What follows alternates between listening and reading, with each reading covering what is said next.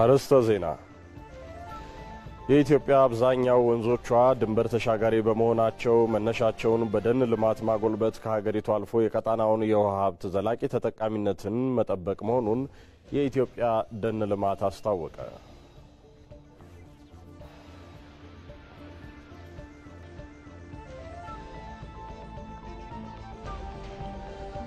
ማህበረሰቡን ይበልጥ ተጎጂ ያደረገ ያለውን የአማራ ክልል የጸጥታ ችግር በውይይት እንዲፈታ በባህር ዳር ከተማ የተለያዩ የሃይማኖት አባቶችና የሀገር ሽማግሌዎች ጥሪ ያቀረቡ።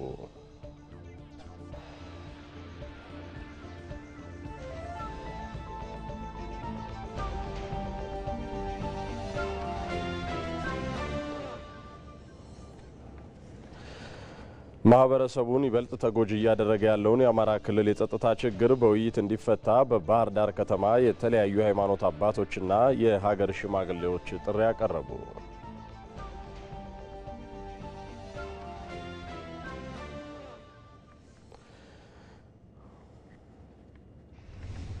የአዲስ አበባን ሰላም አስተማማኝ ለማድረግ ህብረተሰቡን አሳታፊ ያደረገ የሰላም ግንባታ ወሳኝ መሆኑ ተገለጸ። የአዲስ አበባ ከተማ የሰላምና ጸጥታ አስተዳደር ቢሮ ያሰለጠናቸውን የሰላም ሰራዊት አባላትን አስመርቋል።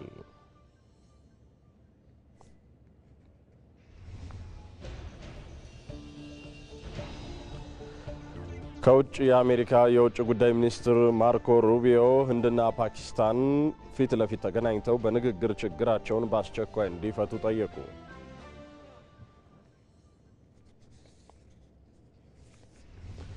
ሰላም የተከበራችሁ ተመልካቾቻችን፣ ግንቦት 2 2017 ዓ.ም የዕለተ ቅዳሜ ቀን 7 ሰዓት ዜናዎቻችንን እነሆ ብለናል። ከዜናዎቹ ጋር ብሩክ ተስፋዬ ነኝ።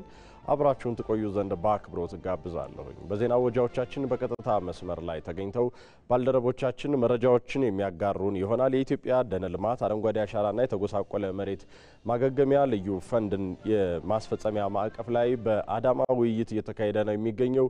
ይመራደም እዚያ ይገኛል። ካፍታ በኋላ መረጃዎቹን የሚያደርሰን ይሆናል። እንዲሁም ደግሞ በባህር ዳር ሰላምን በተመለከተ ውይይት እየተካሄደ ነው የሚገኘው። ሳሙኤል ወርቃየሁ መረጃዎችን መለስ ብሎ መረጃዎችን የሚያደርሰን ይሆናል። ተከታተሉን ዘንድ እንጋብዛለን። ወደ ቀዳሚው ዜና አልፋለሁ። የምስራቅ አፍሪካን የውሃ ሀብት ደህንነት ለመጠበቅ የኢትዮጵያን የደን ልማት መደገፍ እንደሚገባ የኢትዮጵያ ደን ልማት አስታወቀ። የኢትዮጵያ አብዛኛው ወንዞቿ ድንበር ተሻጋሪ በመሆናቸው መነሻቸውን በደን ልማት ማጎልበት ከሀገሪቱ አልፎ የቀጣናውን የውሃ ሀብት ዘላቂ ተጠቃሚነትን መጠበቅ መሆኑን የኢትዮጵያ ደን ልማት ገልጿል። የኢትዮጵያ ደን ልማት የአረንጓዴ አሻራና የተጎሳቆለ መሬት ማገገሚያ ልዩ ፈንድ የማስፈጸሚያ ማዕቀፍ ላይ ከባለድርሻ አካላት ጋር ውይይት እያካሄደ ነው።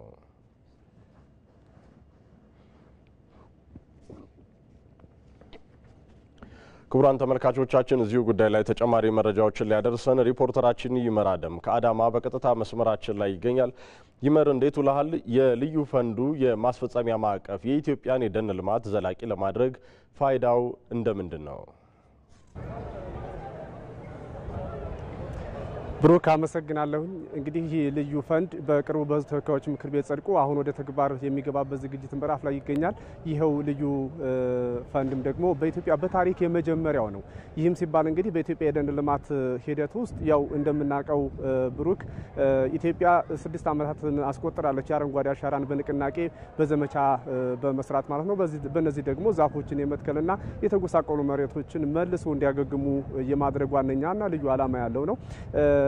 ይህንን ስናነሳ መለስ ብለን ታሪኩን ስናየው እንደ አውሮፓውያን አቆጣጠር ከ1972 የስቶክሆልሙ የመጀመሪያ ጉባኤ ጀምሮ ላለፉት 50 ዓመታት የአየር ንብረት ለውጥ ለዓለም የሰው ልጆች ወይም ደግሞ ለስነ ምህዳር ከባድ ፈተና ነው፣ አሳሳቢ ደረጃ ላይ ደርሷል እየተባለ የተለያዩ ጉባኤዎች፣ ውይይቶች ይካሄዳሉ።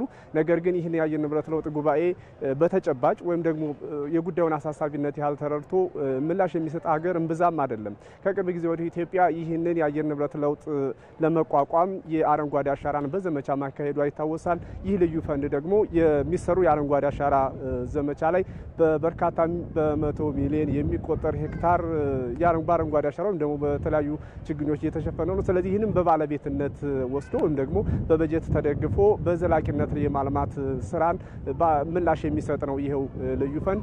እንግዲህ ይሄው የአረንጓዴ አሻራ ከእስከዛሬ ድረስ የኋላ ታሪካችንን ስናየው በኢትዮጵያ የደን መጨፍጨፍ በተለያዩ ጊዜያት ከጊዜ ወደ ጊዜ እየቀነሰ ወይም ደግሞ እየተባባሰ የመጣበት ነበረ የደን መጨፍጨፍ። አሁን ላይ ግን በተወሰዱ እርምጃዎች ይህንን በማስቀረት የህብረተሰቡን ግንዛቤ መጨመር፣ የተጎሳቆሉ መሬቶች እንደገና እንዲያገግሙ በማድረግ የኢትዮጵያን የውሃ ማማነት በሚያረጋግጥ መልኩ ወንዞች፣ ምንጮች ጉልበታቸው ወይም ደግሞ አቅማቸው እንዲጎለበት የማድረግ ስራም የታየበት ነው። እንግዲህ ኢትዮጵያ የውሃ ማማ እንደመባሏ መጠን የኢትዮጵያ አብዛኛው አንተም እንዳልከው አብዛኞቹ ወንዞቿ ድንበር ተሻጋሪ ናቸው።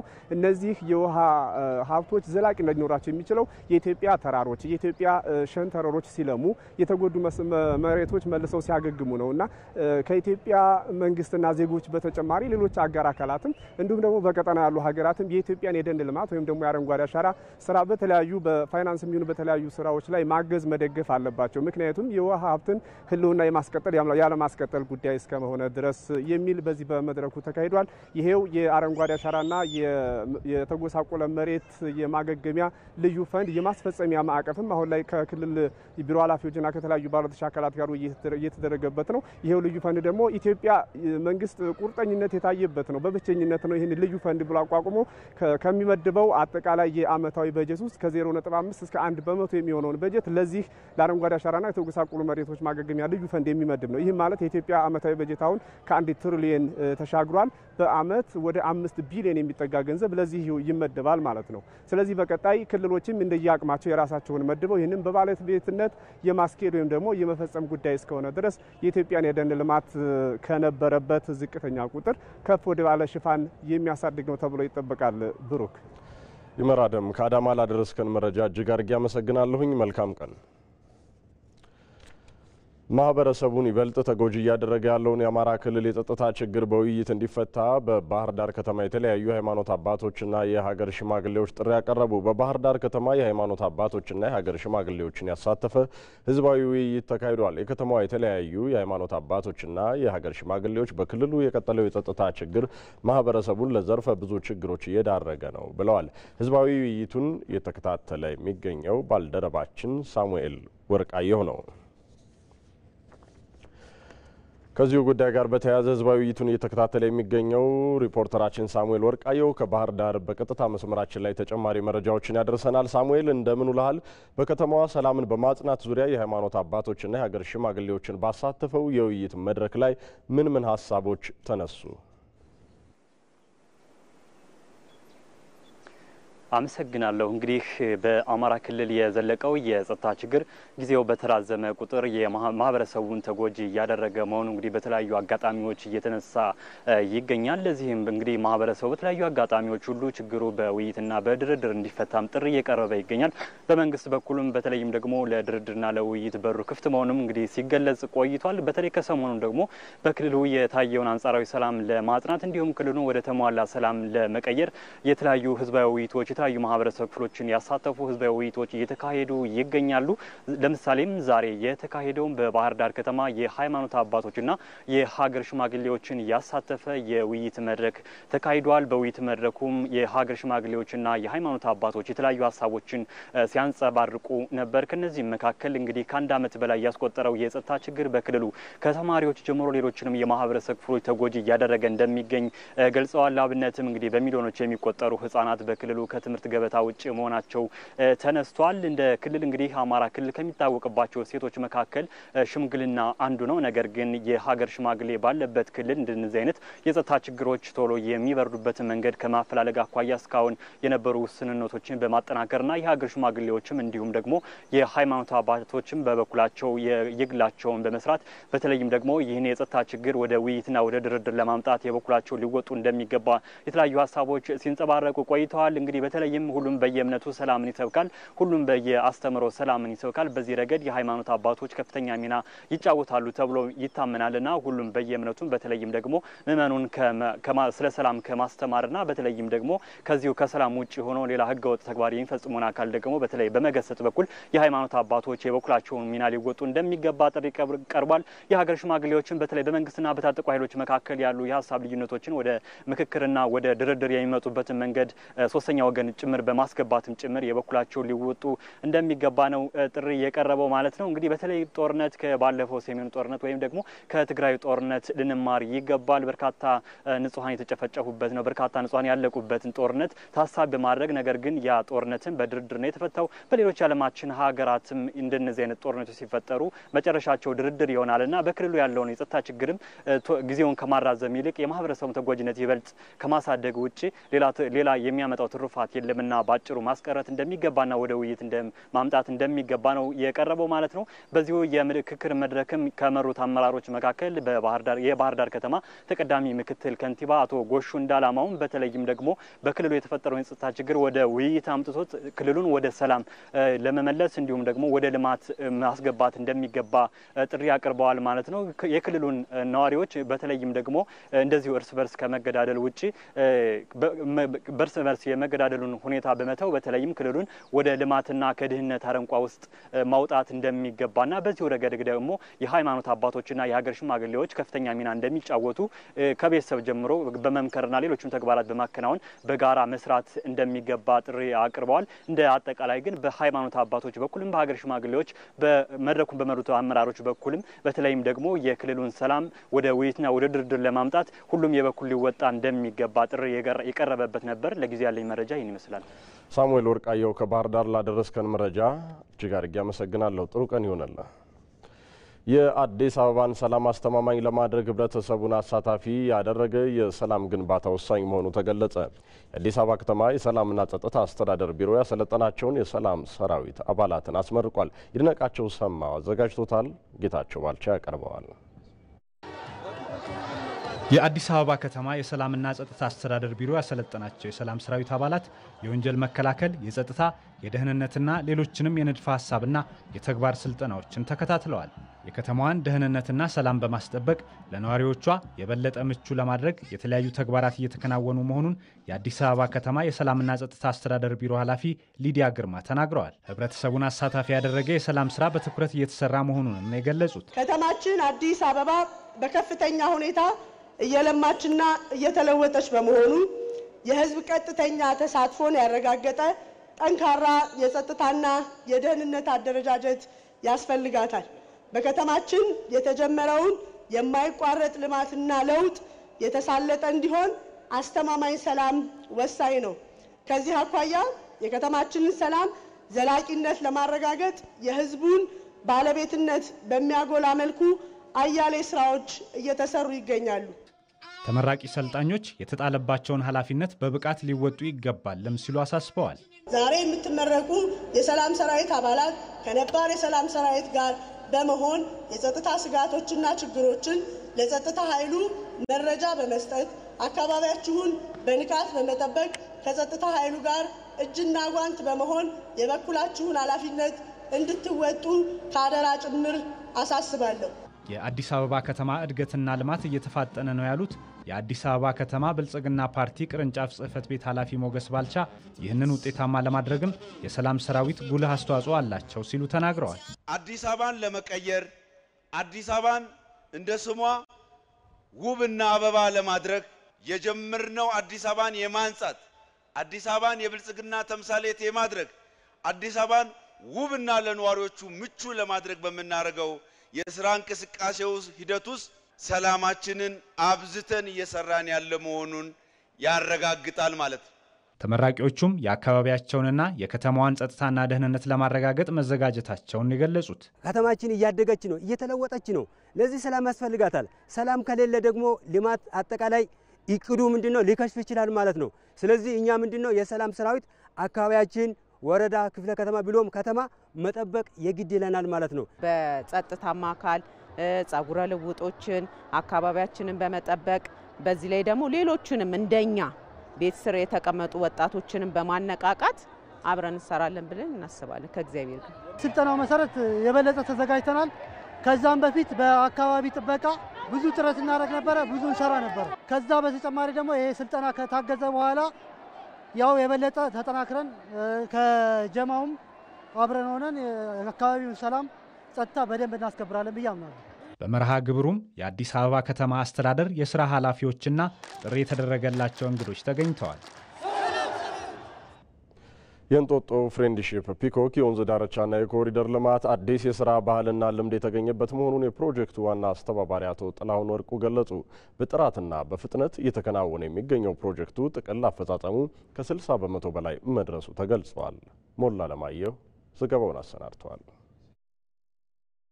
አዲስ አበባን ለሁለት የሚከፍለውና የአዋሽ ተፋሰስ መነሻ ተደርጎ የሚቆጠረው ከእንጦጦ ተራራ ስር የሚገኘው መቀጠያ የከፍታ ቦታ የእንጦጦ ፍሬንድሺፕ ፒኮክ የወንዝ ዳርቻና የኮሪደር ልማት መነሻ ነው።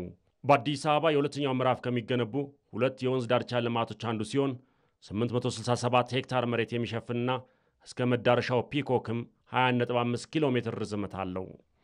ይህ በአይነቱ ልዩና ግዙፍ የሆነው የወንዝ ዳርቻና የኮሪደር ልማት 5 ክፍለ ከተሞችና 12 ወረዳዎችን ያካልላል። በአዲስ አበባ ከተማ አስተዳደር የከንቲባ ጽሕፈት ቤት ኃላፊና የፕሮጀክቱ አስተባባሪ አቶ ጥላሁን ወርቁ የሀገር ውስጥና ዓለም አቀፍ ባለሙያዎች እንዲሁም የተለያዩ ሀገራት ተሞክሮ የተቀመረበት ፕሮጀክቱ በፍጥነት እየተከናወነ መሆኑን ገልጸዋል። እዚህ ተራራ ላይ የሚፈስ ውሃ ወደ ውስጥ እንዲገባ የሚያደርጉ የጋቢዮን ስራዎች ጋሊ ኢሮዥን ባለበትና ከፍተኛ የመሸርሸር አደጋ ባጋጠመበት ቦሮቦር ቦታዎች ላይ በጋቢዮን ስራ እየተሰራበት ነው ያለው። ይሄን አይታችኋል። ከላይ ከእንጦጦ ጀምሮ ነው የሚመጣው። ቀጥሎ የውሃውን ስፒድ ቬሎሲቲውን ለመቀነስ የሚያስችል የቼክ ዳሞች በተቦረቦሩ ቦታዎች ላይ ተገንብተዋል። ይሄ ስነ ምህዳሩ ተመልሶ እንዲያገግም ከማድረግም በላይ የውሃውን ፍጥነት እንዲቀንስ ያስችለዋል። ሌላ ሃፍ ሙን ኔቸር ያላቸው ትሬንቾች ተቆፍረዋል። ሌላው ደግሞ የምታዩት እርከን ነው። 4 መሰረታዊ ነገሮች ነው የሰራ ነው። ይሄ በዚህ ተራራ ላይ 438 ሄክታር አካባቢ ነው ታቅዶ እየተሰራ ያለው። እስካሁን ድረስ በስፋት ወደ 80% የሚደርስ ስራ ከቨር ተደርጓል። አጠቃላይ የፕሮጀክቱ አፈጻጸም ከ4 ወር ባነሰ ጊዜ ውስጥ 60 በመቶ መከናወኑን ገልጸው ወንዞችን ወደ ተፈጥሮ ማንነታቸው ለመመለስ መነሻ ቦታውን በመፈለግ ለዚህ የሚረዱ የሀገር በቀል ዛፎች ተከላ እየተከናወነ መሆኑንም ተናግረዋል። አንድ ባህር ዛፍ 20 ዓመት ዕድሜ ካለው በቀን 200 ሊትር ውሃ የመምጠጥ አቅም አለው። ስለዚህ እዚህ የምናየው ከእንጦጦ መቀጠያ ከምንለው ቦታ አንድም ጠብታ ውሃ ወደ ታችኛው የተፋሰሱ ክፍል አይሄድም። ከጥቅምት ወር በኋላ ማለት ነው። ውሃ ወደ ውስጥ ሊያስገቡ የሚችሉ አሁን በግማሽ በጀመርናቸው የባህር ዛፍ ማምከን በጀመርንባቸው ቦታዎች ላይ ጽድ፣ ኮሶ፣ ግራር፣ አጋምና ቀጋን ሳይቀሩ ውስጥ ያሉት እየወጡ እንዲያጋግሙና የስነ ምህዳር ጥበቃው ይሄ የባዮዳይቨርሲቲው አብሮ እንዲመጣ የማድረግ ስራ ነው እየሰራን ያለነው። የወንዝ ዳርቻ ልማቱ የወንዙን ተፋሰስ ወደ ነበረበት ተፈጥሯዊ ማንነት በመመለስ በተፋሰሱ ያሉ ነዋሪዎችን ጤናን በማረጋገጥ ወንዞች ማህበራዊና ኢኮኖሚያዊ አገልግሎት እንዲሰጡ በማድረግ ተጨማሪ የህዝብ መዝናኛ ቦታ ማልማትን ግብ ይዟል።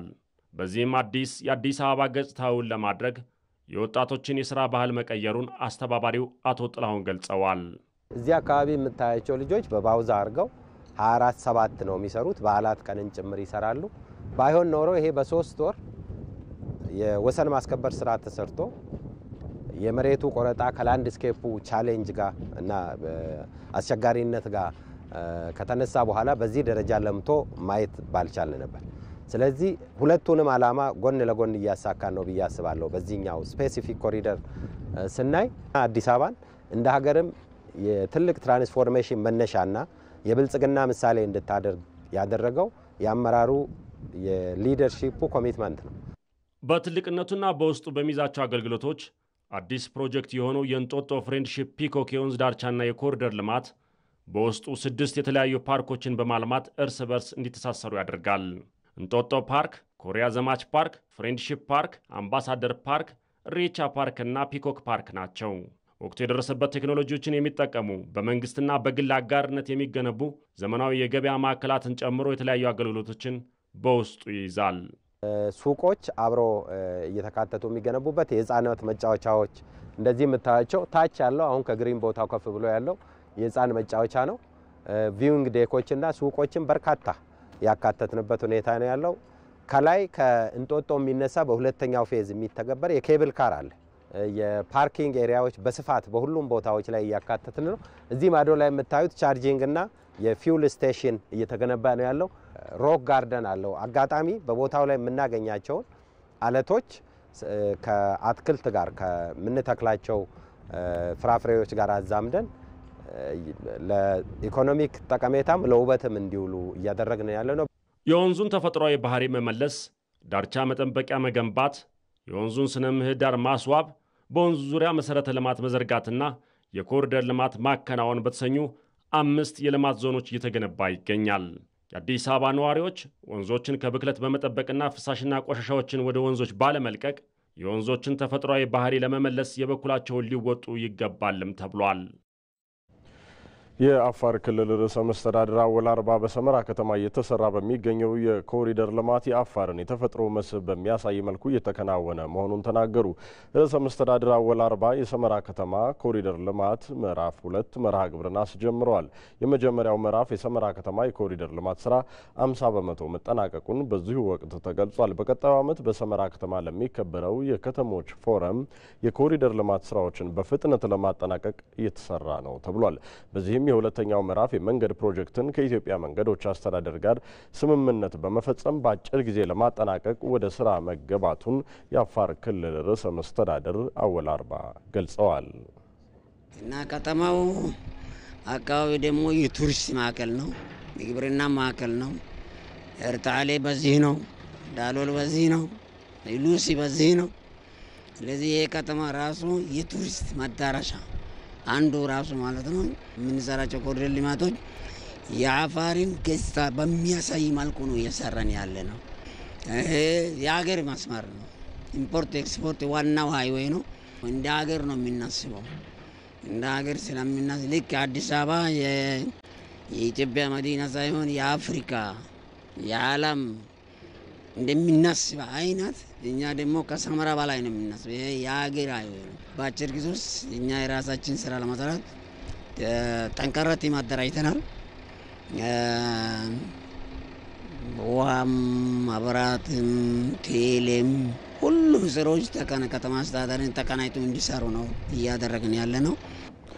የኢትዮጵያ መንገዶች አስተዳደር ዋና ዳይሬክተር ኢንጂነር መሐመድ አብዱራህማን በበኩላቸው በሰመራ ከተማ የሚሰራው መንገድ ለክልሉ ብቻ ሳይሆን የሀገር መግቢያው መውጫ በመሆኑ የከባድ ጭነቶችን ለብዙ ጊዜ ሊቋቋም በሚችል መልኩ እንደሚሰራ ተናግረዋል። እንደ ሪፖርተራችን ሁሴን መሐመድ ዘገባ ፕሮጀክቱ የመንገድ ማስፋፊያ፣ የሳይክል እግረኛ መንገዶችና ፓርኮችን ያካተተ መሆኑን ኢንጂነር መሐመድ አብራርተዋል። የሰመራ ኮሪደር ልማት ፕሮጀክት ያው ዛሬ ሁላችንም እንዳየነው የስራ እንቅስቃሴው ተጀምሯል። በአጠቃላይ እንግዲህ መንገዱ ስፋት እንዲጨምር ተደርጎ የሚሰራ ፕሮጀክት ነው የሚሆነው። የመንገዱን ስፋት መጨመር ብቻም ሳይሆን ተጨማሪ ግልጋሎት እንዲሰጥ ጭምር በሚያስችል መንገድ ነው ዲዛይን ሰርተን ወደ ግንባታ የተሸጋገር ነው። የእግረኛ መንገድ ይኖራል፣ የባይስክል መንገድ ይኖራል፣ እንደዚሁም ግሪን ስትሪፖች የሚያካትት መንገድ ነው የሚሆነው። የሰመራ ኮሪደር ፕሮጀክት እንግዲህ ሰመራ ላይ ብቻም ሳይሆን አጠቃላይ የኢምፖርት ኤክስፖርት የገቢና የውጭ ንግዳችንንም በማቀላጠፍ ረገድ የራሱ ከፍተኛ አስተዋጽኦ ይኖረዋል የሚል ታሳቢ ተደርጓል።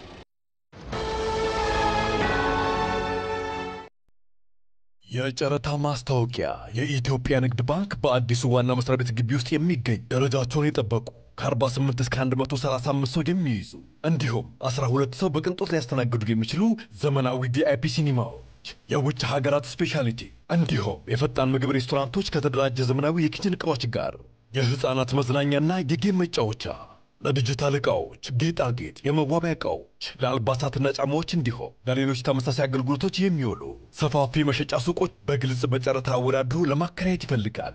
የንግድ ሱቆቹ ዓለም አቀፍ ደረጃውን በጠበቀ ዲዛይን የተሰሩ ናቸው። በቂና ምቹ የመኪና ማቆሚያ፣ ያልተቆራረጠ የኤሌክትሪክና የውሃ አቅርቦት፣ ከአስተማማኝ በሲሲቲቪ ካሜራ የተደገፈ የደህንነት ጥበቃ አለው። የንግድ ማዕከሉ በሚገኝበት ግቢ ውስጥ ከ3500 በላይ የባንኩ ሰራተኞች መኖራቸው እንዲሁም የስብሰባ ማዕከሉ ትልልቅ ስብሰባዎች የሚደረግበት መሆኑ በተጨማሪ ወደ ባንኩ የሚመጡ የባንክ ደንበኞችና ጎብኚዎች ከፍተኛ የባንክ ፍሰትን ስለሚፈጥሩ የንግድ ማዕከሉን ተመራጭ አድርገዋል። በመሆኑ በጨረታው መሳተፍ የሚፈልጉ ህጋዊ ተጫራቾች የጨረታውን ዝርዝር መረጃ ቫቲካን ኤምባሲ አካባቢ ከሚገኘው የባንኩ የፋሲሊቲዎች አስተዳደር ህንፃ የምድር ቤት እስከ ግንቦት 5 ድረስ ማግኘት ይችላል። ባንኩ ጨረታውን ሙሉ በሙሉ ወይም በከፊል የመሰረዝ መብቱ የተጠበቀ ነው። የኢትዮጵያ ንግድ ባንክ ሁሌም የሚተማመኑበት ባንክ። በባህር ዳር ከተማ በ40 ሚሊዮን ብር ወጪ የተገነቡና እድሳት የተደረገላቸው የመማሪያ ክፍሎች ርክክብ ተደረገ። የመማሪያ ክፍሎችን መገንባት የክፍሉን ጥበት እንደሚያቃልለው መምህራን ተናግረዋል። ተስፋሁን ደስታ ተማሪ ትግስት አላምነ ትባላለች። በባህር ዳር ከተማ የጠይማ አንደኛ ደረጃ ትምህርት ቤት ተማሪ ናት። ከዚህ በፊት በትምህርት ቤቱ የክፍል ጥበት በመኖሩ ተማሪዎች ትምህርታቸውን በአግባቡ ከመከታተል አንጻር ተግዳሮት እንደነበር ትገልጻለች። ወንበር በጣም አንሶና ለዘበሌ ደግሞ 3-4 ይሆን ከአንድ ወንበር ተቀምጠናል። ክፍሉ በጣም ጠባብ ነው። በዛ በላይ ሙቀት ነው። እዛ ለመማርም አልቻልንም። ተማሪም ብዙ ስለሆነ ይህንን ችግርም መምህራንም ይጋሩታል። የክላስ ጥበት አለብን። የተማሪ ቁጥር እጅግ በጣም ብዙ ነው። ከአንድ ክላስ ላይ አሁን ለምሳሌ እኔ 7ኛ ክፍል ሀ ስምጣሪ ነኝ 85 ተማሪ አለ በአንድ ክላስ ውስጥ። ሌሎች ክላሶችም ላይ ስናይ 89 በቃ ከ89 በታችና ከ84 በላይ ነው የክላስ ክፍል ጥምርታው እና ይሄን ማኔጅ ለማድረግ መምህራኖች እጅግ በጣም አስቸጋሪ ነው። በከተማ የትምህርት ቤቶችን ገጽታ ለማሻሻል ከመንግስት ባሻገር ረጅ ድርጅቶችና ባለሀብቶች ተሳትፎ እያደረጉ ይገኛሉ። ኬር ኢትዮጵያ የተሰኘ መንግስት ያልሆነ ድርጅት 10 ትምህርት ቤቶችን በማስገንባትና በማስጠገን ለአገልግሎት ክፍት አድርጓል። ከዚህ ውስጥ የጠይማ አንደኛ ደረጃ ትምህርት ቤት ይገኝበታል። አጠቃላይ እንግዲህ ስንነሳ በ10 ትምህርት ቤቶች ላይ ነው ግንባታ እድሳት ለመስራት ፕሮጀክቱን የጀመርነው። አሁን ግን ኦልሞስት ከእድሳቱ ጋር ወደ 11 ትምህርት ቤት ደርሰናል። አንድ ተጨማሪ 12ኛ ክፍል ላይ ደግሞ ሃይ ስኩል ላይ ደግሞ የመጸዳጃ ቤት፣ የልጃገረዶች ስነ ንጽህና፣ የወር አበባ መጠበቂያ ክፍሎችን እና ማቴሪያሎችን በማሟላት ድጋፍ አድርገናል ማለት። ይህ መሆኑ ከዚህ በፊት በትምህርት ቤት ከክፍሎች ጥበት ጋር ተያይዞ ሲስተዋሉ ለቆዩ ችግሮች መፍትሄ ሰጠ ስለመሆኑ ተማሪ ትግስትን ጨምሮ የጠይማ ትምህርት ቤት መምህራንና ርዕሰ መምህር ገልጸዋል። አሁን ሰፊ ስለሆነ ሙቀት ብዙም ንፋስ ምናምን ስለሚገባ ችግር የለውም። አሁን ዘና ብለን ልንማር እንችላለን። በጣም አሪፍ ነው። አሁን ክላስ ስለተሰራ ደስተኛ ነን እኛ። ለኛውን አንድ ክላስ እንኳን ይሄን ያክል ክላስ አንድ ክላስ 2 ክላስም ለኛ አስፈላጊ ነው።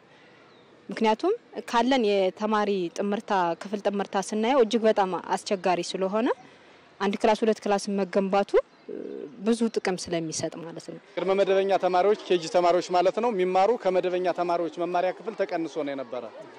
ይሄ ማለት የመደበኛ ተማሪዎችን የመማሪያ ክፍል ጥበት ይጨምረዋል ማለት ነው። አሁን ይህን ችግር ሲቀረፍ መደበኛ ተማሪዎች ከነበረው የተማሪ ቁጥር ስለሚቀንስ ወደ ስታንዳርዱ እየተጠጋልን ይመጣል። ከመንግስት ባሻገር ባለሀብቶችና ረጅ ድርጅቶችን በማስተባበር ባህር ዳር ከተማን የሚመጥን ትምህርት ቤት በመገንባት የትምህርት ጥራትን ለማሻሻል እየተሰራ ነው ያሉት ደግሞ የባህር ዳር ከተማ አስተዳደር ትምህርት መምሪያ ኃላፊ ዶክተር ሙሉ አለም አቤ ናቸው። ህብረተሰቡንም ፕሮጀክቶችንም መንግስትንም በማስተባበር ስራዎችን እየሰራን ነው። በዚህ መንገድ ኬር ኢትዮጵያ አሁን ያየናቸውን ትምህርት ቤቶች ላይ የመማሪያ ክፍሎችን፣ መጸዳጃ ቤቶችን፣ የጓሮ አትክልት እና የልጃገረዶች የንጽህና መስጫ ክፍሎችን አዘጋጅቶ አሁን የምናየው። ስለዚህ ኬር ኢትዮጵያ በ10 ተቋማት ላይ ይህንን ተግባራዊ እያደረገልን ነው። በኬር ኢትዮጵያ አማካኝነት ግንባታና ጥገና የተደረገላቸው ትምህርት ቤቶች ከ40 ሚሊዮን ብር በላይ ወጪ የተደረገባቸው መሆኑን ለማወቅ ተችሏል። ቆሻሻን ወደ ሀብት በመቀየር ከዘርፉ የሚገኘውን ጥቅም ማሳደግ ይገባል ተባለ። በዚሁ ጉዳይ ዙሪያ 5ኛው ዓለም አቀፍ የጥናት ሲምፖዚየም በአዳማ ሳይንስና ቴክኖሎጂ ዩኒቨርሲቲ ተካሂዷል። አባዲ ወይናይን ያሰናዳው። በአዳማ ሳይንስና ቴክኖሎጂ ዩኒቨርሲቲ እየተካሄደ ባለው 5ኛው ዓለም አቀፍ የጥናት ሲምፖዚየም የሀገር ውስጥና ዓለም አቀፍ ተቋማትና ተመራማሪዎች ተገኝተዋል። በሲምፖዚየሙ ቀጣይነት ባለው ኢኮኖሚ ውስጥ ቆሻሻን ወደ ሀብትነት መቀየር በሚቻልበት ጉዳይ ላይ የተለያዩ ጥናቶች እየቀረቡ ነው። ከዚህ በተጨማሪም በዩኒቨርሲቲው እየተከናወኑ የሚገኙ የቴክኖሎጂና የፈጠራ ስራዎችም ለእይታ ቀርበዋል። ሲምፖዚየሙ በስራዎቻቸው ላይ ትስስር ለመፍጠር እንደሚያግዛቸው ነው የፈጠራ ውጤቶቻቸውን ያቀረቡ ባለሙያዎች የተናገሩት። የአስቱ ስፔስ ቴክኖሎጂ ኢንስቲትዩት ውስጥ ምን እየተካሄደ ነው የሚለውን ነገር ባጭሩ ለማሳየት ነው የፈለግነው። ሁለት አክቲቪቲዎች አሉ አክቹአሊ እዚህ ኤስቲአይ ወይ ደግሞ ስፔስ ቴክኖሎጂ ኢንስቲትዩት ኦፍ አስቱ ውስጥ የምናሳየው። አንደኛው ድሮን ዴቨሎፕመንት አክቲቪቲ ነው። ሌላኛው ደግሞ ሳተላይት ዴቨሎፕመንት አክቲቪቲ ነው። እኛ እንግዲህ ኢንቴንሽናችን ማሳየት ብቻ አለ፣ ኮላቦሬሽኖችን መፍጠር ባይዲያም ሊሆን ይችላል። የሚያግዙንን ሰዎች በሙሉ ኢንቮልቭ ማድረግ እንፈልጋለን። አንዱም የዚህ ሲምፖዚየም ላይ ሾው ማቅረባችን ምክንያት ይሄ ነው ማለት ነው። ሆስፒታል ውስጥ የተለያየ ዌስቶች አሉ። እነዚህ ዌስቶች ሲቆዩ ቶክሲክ ናቸው። ይህንን እንዴት ለይተን ቶሎ ተሰብስቦ ወደሚወገድበት እንዴት ልንሄድ በቀላሉ እሱ ራሱ ለይቶ ማለት ነው ያ ሲስተሙ ለይቶ ይነግረናል፣ ይጠቁመናል። ለሁሉም ለዛ ለተጠቃሚ ያንን ኮስቱን ማኔጅ የሚያደርገው ሁሉ ጠቁሞ ወደ ምናስወግድበት ወጥ የሚያመላክተን ዲቫይስ የሰራ ነው ማለት ነው። የአዳማ ሳይንስና ቴክኖሎጂ ዩኒቨርሲቲ ምክትል ፕሬዝዳንት ተሾመ አብዶ ቆሻሻን ወደ ሀብትነት ለመቀየር በሚደረገው ሂደት በኢትዮጵያ ያለውን ፋይዳ ለመግለጽ ሲምፖዚየሙ መዘጋጀቱ አስተዋጽኦ አለው ብለዋል። በተለይ ደግሞ ለኢትዮጵያ ልዩ ጥቅሙ ምንድነው? እንደ ቆሻሻ የሚጣሉ ነገሮች በብዛት ኦርጋኒክ ናቸው። እንደገና ተመልሶ ወደ መሬት ገብቶ መሬት አፈርን አዳብሮ አፈርን ካዳበረ በኋላ ጥቅም የሚሆን ቆሻሻ በብዛት ያለበት ወደ 90% 80% እንደዛ መሆን የሚችል እንደ ቆሻሻ ተጥሎ ቦታ እየፈጀ ጊዜ እየፈጀ የሚሄደውን ሀብት ወደ ሀብትነት ለውጠን አቅማችንን ከፍ ማድረግ። ወደ ሀብት መለወጥ ማለት ብዙ ትርጉም አለው። ለምሳሌ ቆሻሻን ሪፕሮሰስ ሪሳይክል ብናደርግ የስራ ፈጠራ ይገኛል። ብዙ ስራዎችን መፍጠር ይቻላል። ቆሻሻን ወደ ሀብትነት ለመቀየር የቅንጅት ስራ ወሳኝ ነው ያሉት ምክትል ፕሬዝዳንቱ ተሾመ አብዶ የጋራ መግባባት ለመፍጠር መድረኩ አጋዥ መሆኑን ተናግረዋል። አንድ ተመራማሪ ብቻውን ያገኘውን ውጤት ወደ መሬት ማውረድ አይችልም። አንድ ተመራማሪ ምን መደረግ እንዳለበት፣ በምን ፕሮሰስ ውስጥ ማለፍ እንዳለበት ያመለክታል። ከዛም በኋላ ተቀብሎ ወደ መሬት የሚያወርድ ሌላ አካል ያስፈልጋል። ለምሳሌ ኢንዱስትሪ ልንል እንችላለን፣ ካምፓኒዎች ልንል እንችላለን። የዚህን የምርምር ውጤት ወስዶ ወደ ተግባር የሚያወርድ ወደ ተግባር የሚቀይር አካል ያስፈልጋል። ይሄ ሲምፖዚየም ሲያበቃ ሪፖርቱ ለመንግስትም አፕሊኬሽንን በተመለከተ አቅጣጫ የሚያስቀምጥ ይሆናል። የፖሊሲም አቅጣጫ የሚወጣበት ይሆናል ማለት ነው። ኢትዮጵያ ቆሻሻን ወደ ሀብትነት በመቀየር ከዘርፉ ጥቅሞች እያገኘች መሆኑንና ይህም ይበልጥ ተጠናክሮ መቀጠል እንዳለበት ተጠቅሷል። የውጭ ዜና። የአሜሪካ የውጭ ጉዳይ ሚኒስትር ማርኮ ሩቢዮ ህንድና ፓኪስታን ፊት ለፊት ተገናኝተው በንግግር ችግራቸውን በአስቸኳይ እንዲፈቱ ጠየቁ። ሁለቱ ሀገራት አንዳቸው ስለሌላኛው የተሳሳተ ውንጀላን በማቆም የለየለት ጦርነት እንዳይከሰት ችግሮቻቸውን በንግግር እንዲፈቱ ነው የአሜሪካ ውጭ ጉዳይ ያሳሰበው።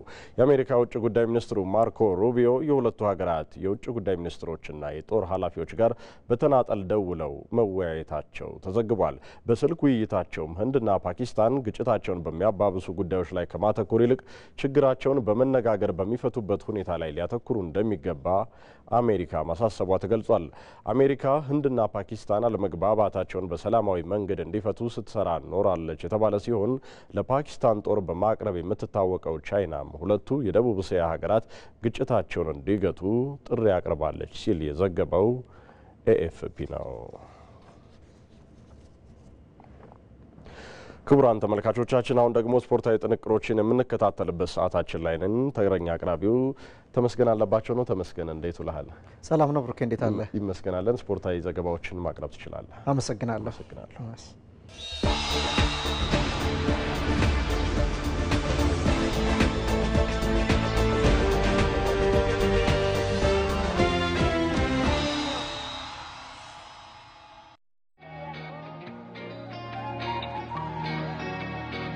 ባለሙያ ሴት ነኝ። ጠንካራ ገበሬ ነኝ። በጋራ ጠንክረን እየተጋን ነው። ቡና አምራች ነኝ። የአነስተኛ ሱቅ ባለቤት ነኝ። ጎበዟ ባለሙያ በኦጌቲ ልዩ ብድር ቢዝነሷን ማቀላጠፍ ትችላለች። ጠንካራው ገበሬ የትራክተር ልዩ ብድርን በመጠቀም እርሻውን አስፋፍቷል። ወጣቶቹ ሰራተኞች ከሲንቄ ባንክ በወሰዱት ልዩ ብድር የአትክልትና ፍራፍሬ ምርታቸውን እያጣጣፉ ነው። በዲታ ልዩ ብድር አማካኝነት የሀገር ውስጥ የቡና ንግዱን ወደ ቡና ኤክስፖርት ማሳደግ ችሏል። እርሶም በሲንቄ ባንክ የቀረቡትን እነዚህንና ሌሎች በርካታ የብድር አማራጮችን በመጠቀም በግልም ሆነ በጋራ የጀመሩትን ሙያና ንግድ በማሳደግ የተሻለ አቅም ይፍጠሩ። ሲንቄ ባንክ በአንድነት ወደ ስኬት። ጤና ይስጥልኝ። እንዴት ውላችኋል ተመልካቾች? ከኢትዮጵያ ቴሌቪዥን ለቀን የተዘጋጁ የስፖርት ዜናዎችን ወደ እናንተ እናደርሳለን። ሲንቄ ባንክ የስፖርት ዘገባ የክብር አጋር ስለሆነም ከልብ እናመሰግናለን። ከዜናዎቹ ጋር ተመስገን አለባቸው ነኝ። ጅማሮውን ሚያዝያ 28 ያደረገው 54ኛው የኢትዮጵያ አትሌቲክስ ሻምፒዮና በነገው ዕለት ፍጻሜውን ያገኛል። ከ1300 በላይ አትሌቶች በተለያዩ የሩጫ ዘርፎች የተሳተፉበት የሚገኘው ሻምፒዮና ከሌሎች ዓመታት በተለያየ ጠንካራ ተፎካካሪዎች የተስተዋሉበት እንደነበር ነው የተገለጸው። በዛሬው ዕለትም የኢፌዴሪ ባህልና ስፖርት ሚኒስቴር ሚኒስትር ሸዊት ሻንካ ውድድሩ በሚከናወንበት በኢትዮጵያ ስፖርት አካዳሚ በመገኘት የፍጻሜ ውድድሮችን ተመልክተዋል። በዚህ ወቅትም ስፖርት ሕይወት የሚኖረው ውድድር ሲከናወን ነው ብለዋል። ስፖርት ህይወት ሊኖረው የሚችለው ውድድር ሲኖር ነው። ያለ ውድድር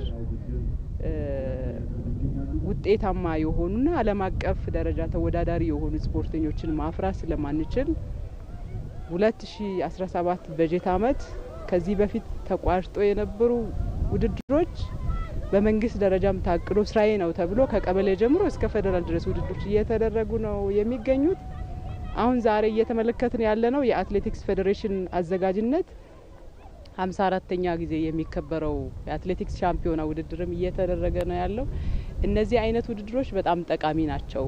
የተስጦ ያላቸውን ስፖርተኞችን ለመመልመል ለማፍራት በጣም ከፍተኛ አስተዋጽኦ አለው። በተለይ የተሻለ ተስጦ ያለውን ስፖርተኛ ለማፍራት የዛሬን ውድድር ጀምሮ በየደረጃ የሚደረጉ ውድድሮች በጣም ጠቃሚ ናቸው። ባለፉት ዓመታት መለስተኛና መካከለኛ የስፖርት ማዘውተሪያዎችን በመገንባት ረገድ መንግስት ከፍተኛ ትኩረት ሰጥቶ እየሰራ እንደሚገኝም ነው ሚኒስትሩ የገለጹት። መንግስት ለስፖርት መሰረተ ልማት የተለየ ትኩረት ሰጥቷል። በተለይ ባለፉት 7 ዓመታት የስፖርት ውጤታማነት ችግር በመሰረታዊነት የሚፈታው ህጻናትና ታዳጊን ማዕከል ያደረገ ስራ ሲሰራ ነው። ይሄን ለማድረግ ባለፉት 7 ዓመት ብቻ 10,000 በላይ ስፖርት ማዘውተሪያ ስፍራዎች ተገንብቷል። በክቡር ጠቅላይ ሚኒስትራችን በሳቸው ኢኒሼቲቭ ብቻ ከጻፉት ከመደመር መጽሐፍ ሽያጭ 34 ስፖርት ማዘውተሪያ ስፍራዎች በ19 ቦታዎች ተገንብተዋል። በተለይ መካከለኛና አነስተኛ ደረጃ ያላቸው ስፖርት ማዘውተሪያ ስፍራዎች በሚደንቅ ሁኔታ ተገንብቷል። ብዙ ጊዜ የስፖርት ቤተሰብ የሚጠይቀው ዓለም አቀፍ ደረጃ የሚያሟሉ ስፖርት ፋሲሊቲ እንዲኖረን እንደ ሀገር ይፈልጋል። እንደ መንግስትም ይሄ መፈታት ስላለበት ታምኖ ከዚህ በፊት የተሰሩ ግን የዓለም አቀፍ ስታንዳርድ የማያሟሉ ስፖርት ማዘውተሪያ ስፍራዎች የካፍ ስታንዳርድ በሚያሟላ መንገድ ጥገናና እድሳት እየተደረጉ ነው የሚገኙ። ከአትሌቲክስ ውድድር ጋር በተገናኘ በስፋት እየተነሳ የሚገኘውን የትራክ ችግር ለመቅረፍም የአደይ አበባ ስታዲየም ግንባታ እየተፋጠነ እንደሚገኝ ሚኒስትሩ አብራርተዋል። አደይ አበባ ስታዲየም ለ18 ወር ነው ውል የተዋዋል ነው። እዛ ውስጥ ትራክ አለ የሚሰራው ውስጥ የአትሌቲክስ ትራክም ጭምር የስራ ትዕዛዝ ውስጥ አለ። አዲስ አበባ ያለውን እድሳት ጋር የተያያዙ የተወሳሰቡ ችግሮች አሉ ከዚህ በፊት የተፈጠሩ። አሁን ግን እኛ ለመፍታት ጥረት እያደረግን ያለ ነው። በያዝነው አግባብ እሱንም ምንፈታ ከሆነ ቅርብ ጊዜ ምላሽ የሚያገኝ ይሆናል። አዲስ አበባ ላይ አቃቂ ቃሊቲም ስቴዲየም እየተገነባ ነው ያለው። ኢቭን ከቅርብ ጊዜ በኋላ አዲስ አበባ ላይ ብቻ ብዙ የመሮጫ ትራክ ይኖረናል። ሌሎች ከተሞቹን ሳንሄድ ባህር ዳርም ላይ ድሬዳዋም ላይ ሌሎችም ትራክን ጨምሮ የመላ ስፖርት የሚሆን ስፖርት ፋሲሊቲ ማሟላት ላይ በልዩ ትኩረት እየሰራን ነው ያለነው። 54ኛው የኢትዮጵያ አትሌቲክስ ሻምፒዮና በነገው ዕለት የሚጠናቀቅ ሲሆን የኢትዮጵያ ብሮድካስቲንግ ኮርፖሬሽንም በኢቲቪ መዝናኛ ቻናል የመዝጊያ ስነ ስርዓቱን በቀጥታ ስርጭት ለተመልካቾች የሚያደርስ ይሆናል። ወደ ቀጣዩ ዜና አልፋለሁ።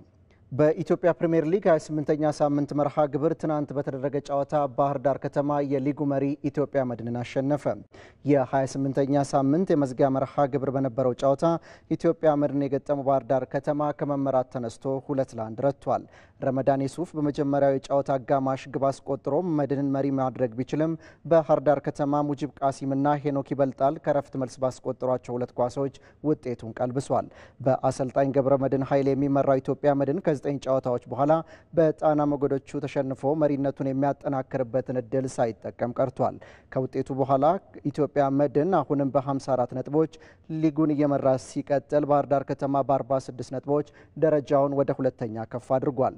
የኢትዮጵያ ፕሪሚየር ሊግ የ29ኛ ሳምንት ጨዋታዎችም ከአንድ ቀን ረፍት በኋላ በነገው ዕለት መደረግ ይጀምራሉ። ወደ ውጭ ስፖርታዊ ዜናዎቻችን እናልፋለን። በእንግሊዝ ፕሪሚየር ሊግ የ36ኛ ሳምንት መርሃ ግብር ዛሬ መደረግ ሲጀምር ማንቸስተር ሲቲ ከሜዳ ውጭ ከሳውዛምፕተን ጋር ይጫወታል። በሊጉ በዛሬው ዕለት በተመሳሳይ 11 ሰዓት በተለያዩ ስታዲየሞች 4 ጨዋታዎች የሚደረጉ ሲሆን ማንቸስተር ሲቲም ወደ ሴንት ሜሪ በማቅናት ከሳውዛምፕተን ጋር ይፋለማል። በቀጣይ ዓመት የአውሮፓ ቻምፒየንስ ሊግ ቦታን አግኝቶ ለማጠናቀቅ እየተፎካከረ የሚገኘው የፔፕ ጋርዲዮላው ማንቸስተር ሲቲ በ64 ነጥቦች 3ኛ ደረጃ ላይ ተቀምጧል። ወደ ሻምፒየንሺፑ መውረዱን ያረጋገጠው ሳውዛምፕተን በሊጉ ግርጌ ላይ ተቀምጦ ነው የዛሬውን ጨዋታ የሚያከናውነው። ፉላም ከኤቨርተን፣ ኢፕስዊች ታውን ከብሬንትፎርድ እና ወልቭስ ከብራይተን በተመሳሳይ 11 ሰዓት ላይ የሚደረጉ ሌሎች የእንግሊዝ ፕሪሚየር ሊግ ጨዋታዎች ናቸው።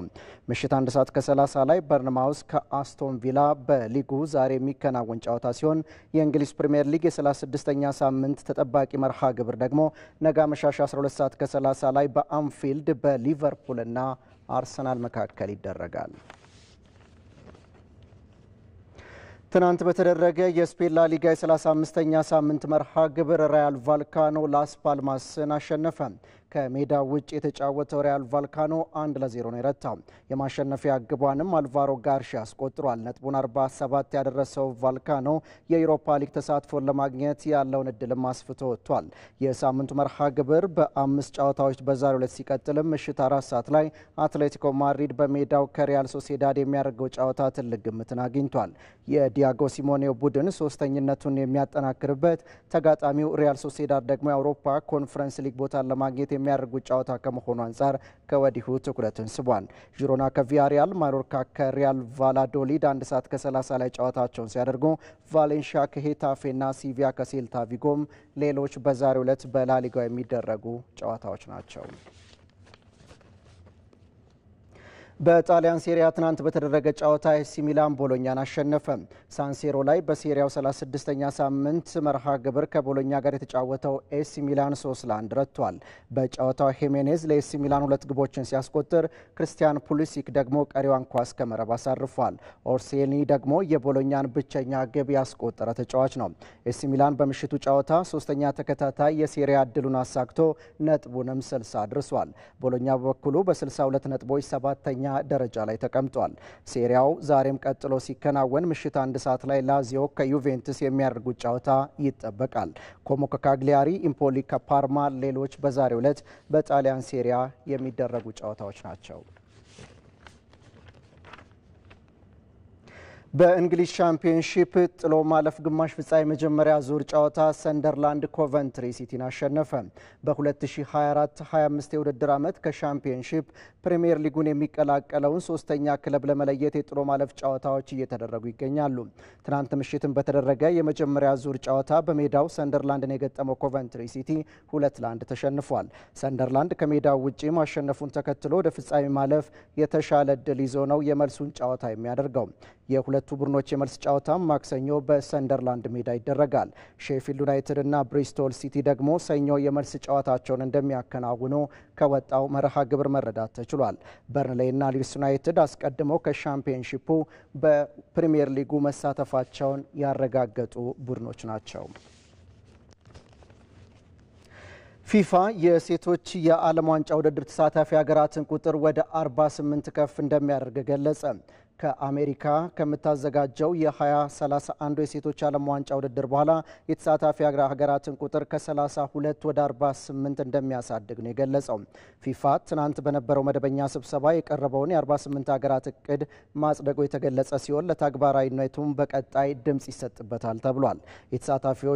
የተሳታፊ ሀገራት ቁጥር መጨመሩ ለሀገራት ተጨማሪ ውድድር እድልና በዓለም አቀፍ ደረጃ የሴቶች እግር ኳስን ለማሳደግ የሚደረገውን ጥረት እንደሚያፋጥነው ነው የፊፋ ፕሬዝዳንት ጂያኒ ኢንፋንቲኖ የተናገሩት። ውሳኔውን ተከትሎም ሀገራት በ12 ምድቦች ተደልድለው ጨዋታቸውን ያከናውናሉ ተብሏል። የሀገራት ቁጥር መጨመሩ አሁን ካለው 64 ጨዋታ ተጨማሪ 40 ጨዋታዎች እንዲከናወኑ ያስገድዳል የተባለው። አርሰናል ማርቲን ዙቤሜንዲን ለማስፈረም መስማማቱ ተገለጸ። የሰሜን ለንደኑ ክለብ የሪያል ሶሴዳዱን አማካይ ማርቲን ዙቤሜንዲን ለማስፈረም ከስምምነት መድረሱን ጎል.ኮም ነው የዘገበው። ስፔናዊ የ26 ዓመት አማካይ በአርሰናል ቤት የረዥም ጊዜ ኮንትራት ለመፈረም በቃል ደረጃ ከስምምነት መድረሱን መረጃዎች አመላክተዋል። ማርቲን ዙቤሜንዲ የአርሰናል የመጀመሪያ ፈራሚ በመሆን ለንደን ለመድረስም የመጨረሻ ምዕራፍ ላይ ይገኛሉ የተባለው መድፈኞቹ በሪያል ማድሪድና ባርሴሎና በጥብቅ እየተፈለገ የሚገኘውን ተጫዋች የግላቸው ለማድረግም እስከ 60 ሚሊዮን ዩሮ የውል ማፍረሻ ለመክፈል ይገደዳሉ። ማርቲን ዙቤሜንዲ በዚህ የውድድር ዓመት ለሪያል ሶሴዳድ 44 ጨዋታዎችን በማድረግ 2 ግቦችን ሲያስቆጥር በርካታ ግብ መሆን የቻሉ ኳሶችን ደግሞ አመቻችቶ አቀብሏል። በጣሊያን ኦፕን የቴኒስ ውድድር ካርሎስ አልካራዝ እና አሌክዛንደር ዜቬሬቭ ወደ ቀጣይ ዙር አለፉ። ክሮኤሽያዊው ላቬች ጋር የተጫወተው አልካራዝ በተመሳሳይ 6-3 በሆነ 2 ዙር ፍልሚያውን በማሸነፍ ቀጣዩን ዙር ተቀላቅሏል። ጀርመናዊ ዜቬሬቭን በበኩሉ ዮጎ ካሬብሊን 6-1 እና 6-2 በሆነ ውጤት በመርታት ነው ቀጣይ ዙር የተቀላቀለው። ጃክ ድራፐር እና ዴኒል ኔድቬዴቭም ተጋጣሚዎቻቸውን አሸንፈው ወደ ቀጣይ ዙር ያለፉ ወንድ ቴኒስ ተጫዋቾች ሆነዋል። በሴቶች ዘርፍም አሜሪካዊቷ ኮኮ ጎፍ እና ካኖቫን ጨምሮ ቻይናዊቷ ዣንግ እና ሳባሌንካ እንዲሁም አንድሬቫ ተጋጣሚዎቻቸውን በማሸነፍ በጣሊያን ኦፕን የቴኒስ ውድድር ወደ ቀጣይ ዙር ያለፉ ተጫዋቾች ሆነዋል።